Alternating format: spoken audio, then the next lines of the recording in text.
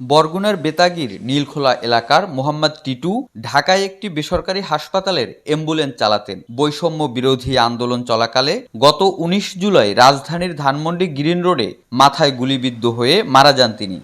টিটুর স্ত্রী আয়েশা বেগম ৩ শিশু সন্তান সহ পড়েছেন বিপাকে। স্বামীর আয়ে সংসার চলত তাদের। কখনো রাজনীতি না করা স্বামীর হত্যাকারীদের বিচার চান আয়েশা বেগম।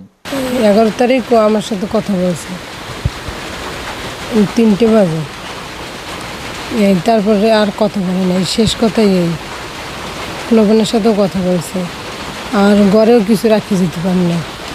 অপ্রাপ্তবয়স্ক ৩ নাতি আর পুত্রবধূর ভরণ পোষণে বাধ্য হয়ে বৃদ্ধ বয়সে রিকশা চালাচ্ছেন টিটুর বাবা। এই পরিবারকে সরকারি সহায়তার দাবি জানান স্থানীয়রাও। সংসার চলবে যদি আমার কিছু সাহায্য করে সরকার থেকে, তাহলে যদি আমরা খাইয়ে পরে বাঁচতে থাকতে ঘুরে দাঁড়া লইয়া। কোনো পক্ষের লোকই ছিল না, পরে তো ডাকাত দিয়ে লইয়া আইছে অ্যাম্বুলেন্সে, আইনে তো মনে করে মাটি দিয়েছে।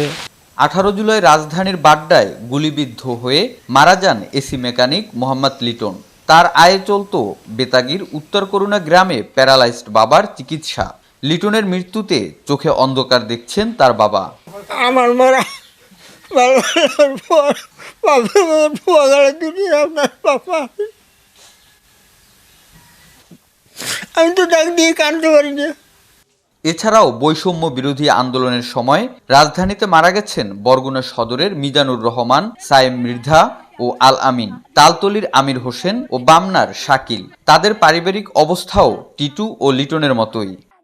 জেলা প্রশাসক জানালেন, নিহতদের পরিবারকে প্রাথমিকভাবে খাদ্য ও কিছু নগদ টাকা দেওয়া হয়েছে। 6 জন যারা নিহত হচ্ছে তাদের পরিবারের সঙ্গে আমরা যোগাযোগ করেছি। তাদেরকে আমরা প্রাথমিকভাবে কিছু আর্থিক সহযোগিতা করেছি, কিছু খাদ্য সামগ্রী আমরা দিয়েছি এবং আমরা তাদের সাথে যোগাযোগ রাখছি। তাদের যে কোনো প্রয়োজনে যাতে আমাদের সঙ্গে তারা যোগাযোগ করলে বা আমরাও তাদের খোঁজখবর রাখছি এবং আমরা আশা করব সরকার থেকে যদি তাদের জন্য বিশেষ কোনো বরাদ্দ আসে সেই তালিকা আমরা পাঠিয়েছি।